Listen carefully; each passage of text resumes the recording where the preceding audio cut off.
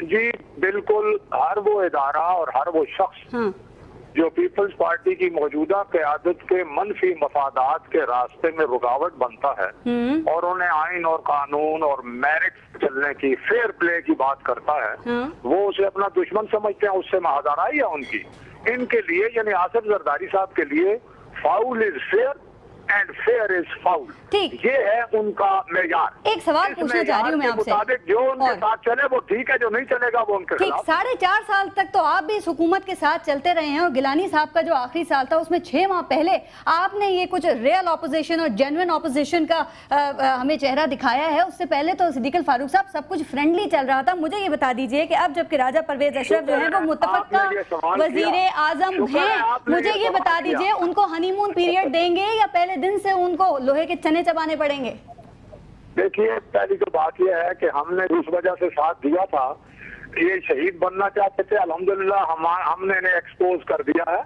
کچھ یہ خود ایکسپوز ہوئے ہیں، کچھ ہمارے رویے سے ایکسپوز ہو گئے ہیں. اب یہ شہید نہیں بن سکتے.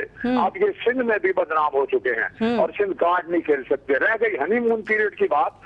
دیکھیے ایک معاملہ ہے کرپٹ آدمی کو سپورٹ کرنے کا اور کرپشن کے پیسوں کو تحفظ دینے کا. اس معاملے میں اگر سپریم کورٹ اب ایک مرتبہ خدا نخواستہ لے تو لال سے کام لیتی ہے تو سپریم کورٹ گئی.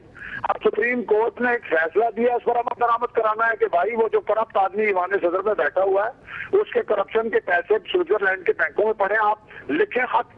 ایک وزیر اعظم نے نہیں لکھا، وہ مجرم بنا، سزا پا کر نااہل ہو کر چلا گیا. اب دوسرے کا حلف اٹھا رہے ہیں، مقدمے کی بات نہیں، اب تو ساری چیزیں ثابت ہو گئی ہیں. اب آتے ہی میں سمجھتا ہوں کہ ان کو خط لکھا جائے گا کہ آپ لکھیں، ان کو کہا جائے گا کہ خط لکھیں. ہو سکتا ہے چند دن مہلت ان کو مل بھی جائے، لیکن یہ کام تو انہوں نے کرنا ہے. اگر نہیں کریں گے اور ایجنڈا وہی ہوگا جو سابق وزیر اعظم کا تھا تو یہ جائیں گے. ایک جملہ آپ کی اجازت سے. جی ہارون رشید صاحب.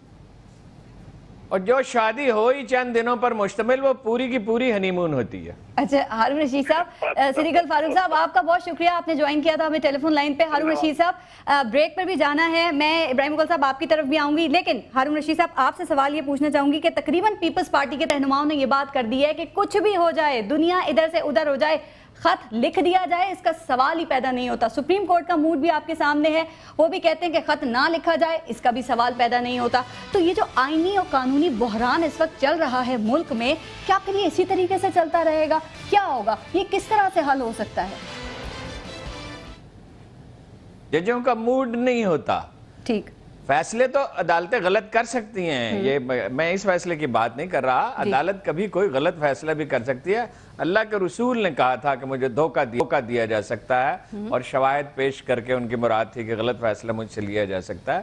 لیکن عدالت فیصلہ کرتی ہے، عدالت کے موڈ کا کوئی سوال نہیں ہے. ٹھیک ہے، فیصلہ وہ کر چکے، انہیں ماننا ہوگا. نہیں مانیں گے پھر حل دوسرا یہ ہے کہ کرائسس اور ڈیپ ہوتا جائے گا، اکانومی اور برباد ہوتی جائے گی، مایوسی بڑھتی جائے گی. مگر حل موجود ہے، حل نیا الیکشن ہے. اگر یہ خود سے نہیں مانیں گے تو دباؤ میں ہوگا، الیکشن ہوگا. اور ویسے انہیں زیادہ سے زیادہ ٹائم دینا چاہیے، اس لیے کہ اس قوم نے جو جھک ماری ہے اس کی سزا پا لے. اور وہ پیپلز پارٹی کے کچھ رہنما ہیں ہارون رشید صاحب، ان سے بات ہوئی، وہ ایک اور بات بھی کر رہے تھے. وہ کہہ رہے تھے اگر یہ نہیں کچھ ہوا تو ہمیں بوٹوں کی آوازیں بھی آ رہی ہیں. دیکھیے بوٹوں کی آواز مجھے تو نہیں سنائی دے رہی. میں بہت جو جی ایچ کیو کے قریب ہی رہتا ہوں اور کان بھی ادھر لگائے رکھتا ہوں. آپ کو پتا میں ملٹری اسٹیبلشمنٹ کور کرتا ہوں. اللہ سے دعا بھی ہے، کوشش بھی ہے کہ نہ ہو، اور ہوش کے ناخن ہمیں لینے چاہیے. کوئی اچھی بات نہیں ہے، یہ قوم کے لیے شرمناک بات ہے کہ 5ویں دفعہ یہاں مارشاء اللہ لگے یا کوئی انٹرم سیٹ اپ بنائے. یہ آپس میں کیوں نہیں بیٹھ جاتے ہیں نواز شریف سے اور عمران خان سے اور الطاف حسین سے اور اسفند یار سے اور مولوی فضل الرحمان سے بیٹھ کے بات کر لیتے ہیں. جماعت اسلامی سے سبھی سے بات کی جا سکتی ہے. کوئی شائستگی اور کوئی وقار اور کوئی بلوغت آنی چاہیے. جی اگر یہ ان کے ساتھ نہیں بیٹھ سکتے اور خدا نخواستہ پھر خطرہ پیدا ہوتا ہے تو اس کے یہ بھی ذمہ دار ہوں گے. اس کا مطلب نہیں ہے کہ فوج کو انوائٹ کیا جائے. فوج کسی مسئلے کا کوئی حل نہیں. ٹھیک، بہت شکریہ. ہارون رشید صاحب سینئر اینالسٹ ہمارے ساتھ موجود تھے پروگرام میں. میں شکریہ کروں گی ہارون رشید صاحب کا. اور ابراہیم مغل صاحب، بریک کا وقت ہو گیا، بریک کے بعد ہمارے ساتھ شامل ہوں گے پروگرام میں، اور ہمارے دیگر گیسٹ ہمیں جوائن کریں گے، شرجیل انعام میمن صاحب اور محمود رشید صاحب، جن کا تعلق ہے پی ٹی آئی سے. لیتے ہیں بریک، دیکھتے رہیے 30 منٹ.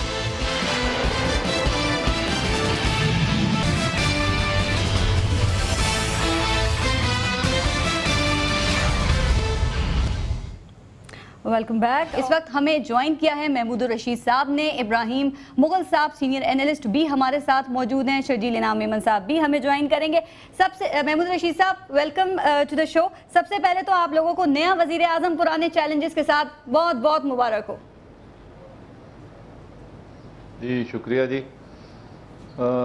मैं समझता हूँ कि ये मुबारकबाद देने का शायद मौका है, ये नहीं मौका, इसलिए कि बदकिस्मती से ये जो हुकूमती इत्तेहाद है, कोई भी बेहतर अगर कैंडिडेट लेके आता जो अनकंट्रोवर्शियल होता और जिसका इमेज बेहतर होता तो वो मुबारकबाद वाकई बहुत बनती थी।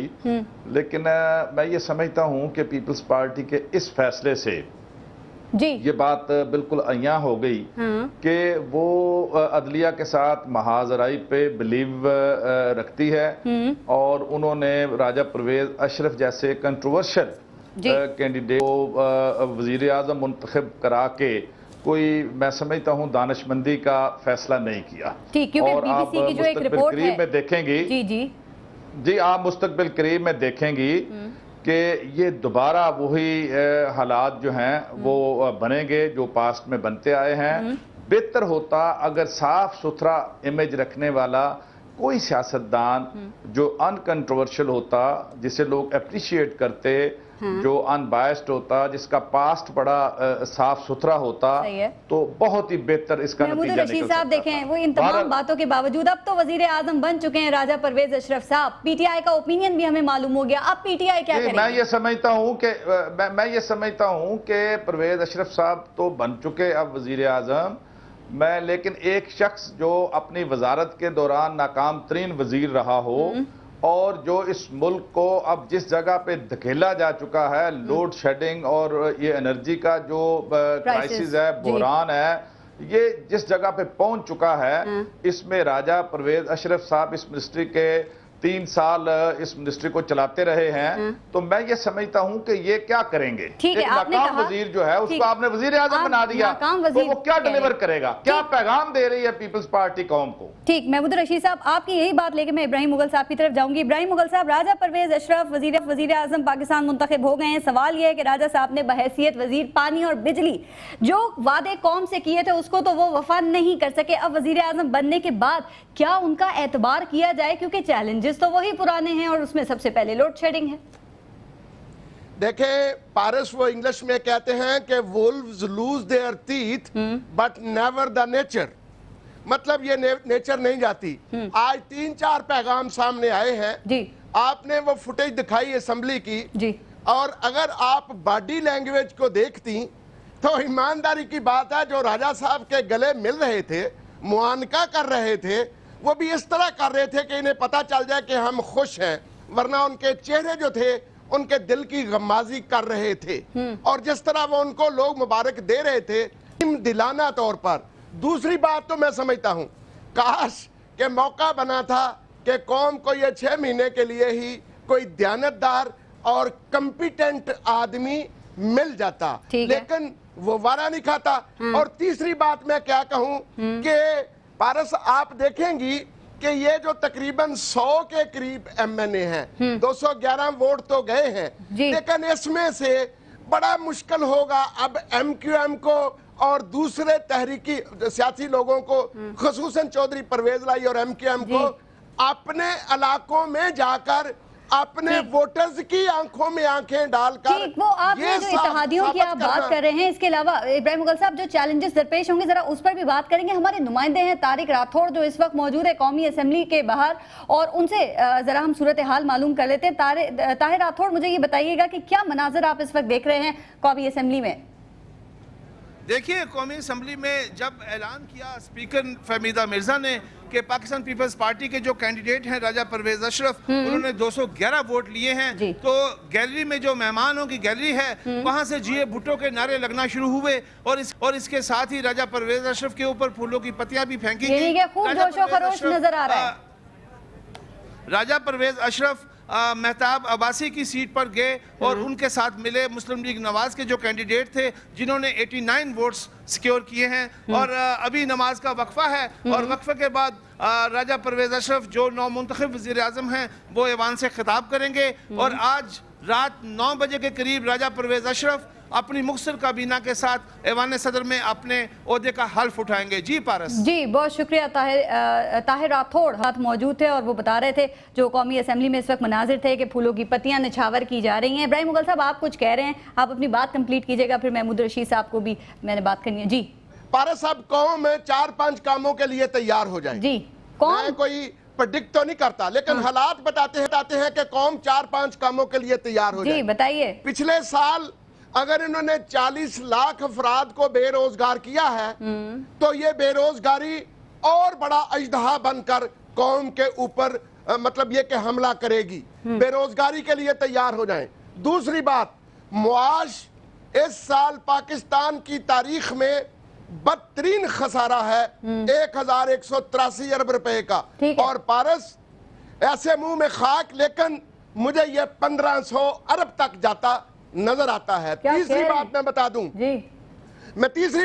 दूं रोटी एक बहुत बड़ा मसला बन जाएगा। चौथी बात, अमन अमान और इज्जत नफ्स के मुतल्लिक बहुत बड़ा सवाल उठेगा, क्योंकि लोग कहेंगे कि जो वजीर नाकाम था अगर उसका क्रेडिट ये है कि वो वजीर आजम बनता है तो हम चोर डाकू बन के मुमकिन है एक जिले के एसपी या डीआईजी लग जाए। और पारस आखिर में जब साबका वजीर आजम एक गैर मुल्की एंकर की आंखों में आंखें न डाल सका, मैं इसी कुर्सी पे बैठा था, आपने बात की थी, और मौजूदा वजीर आजम मैं आपको बता दूं कि थोड़ा सा भी अगर और बिल्कुल थोड़ा सा भी अगर जमीर जिंदा हुआ तो गैर मुल्की तो क्या ये मुल्की एंकर्स की आंखों में आंखें डालकर भी बात नहीं कर सकेंगे। ठीक है, आप कह रहे हैं बात नहीं कर सकेंगे। शर्जील अहमद साहब ने प्रोग्राम में हमारे साथ मौजूद होना था, हम पूरी कोशिश कर रहे हैं कि हम उनको प्रोग्राम में शामिल करें, लेकिन इस वक्त तक उनसे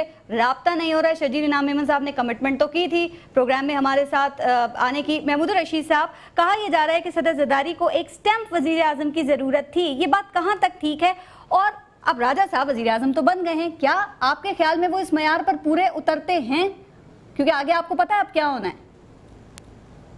देखिए पारस, मैंने अपनी गुफ्तगू के आगाज में ये बात की थी कि काश पीपल्स पार्टी की लीडरशिप एक इस तरह का सॉफ्ट इमेज वाला साफ सुथरा आदमी आगे करते जो ये हुकूमती इत्तेहाद है, और उसको वज़ीर आज़म अगर इलेक्ट करवाते तो इससे बहुत ही बेहतर एक मैसेज जाता। आगे इंतखाबात होने वाले हैं, लेकिन पीपल्स पार्टी ने और जरदारी साहब ने ख़ास तौर पर मेरा ख्याल है ये तहिया कर रखा है कि उन्होंने सुप्रीम कोर्ट को इरिटेट करने के लिए राजा परवेज़ अशरफ के बारे में रेंटल पावर वाले सारे मसले पे रिटर्न उसकी जो जजमेंट है और फैसला है उसमें नेम कोट किया हुआ है। इनकी करप्शन के किस्से जुबान ज़दे आम हैं। एक ऐसे शख्स को उठा के काश के ये किसी मैं समझता हूं कि कमरुज़्ज़मान कायरा एक बेहतरीन चॉइस हो सकती थी। वो उनके ऊपर कोई ऐसा केस नहीं था मेरे ख्याल से, या फिर वो इस मयार पे पूरे नहीं उतर रहे थे, क्योंकि थर्ड ऑप्शन के तौर पे नॉमिनेशन पेपर्स तो जमा कराए थे। मयार उसमें देखिए, उसमें म्यार क्या है? म्यार कमरुज़्ज़मान कायरा एक पढ़ा लिखा एक शख्स है जिसने। अच्छा महमूद रशीद साहब, मैं आई एम सॉरी आपकी तरफ आती हूँ।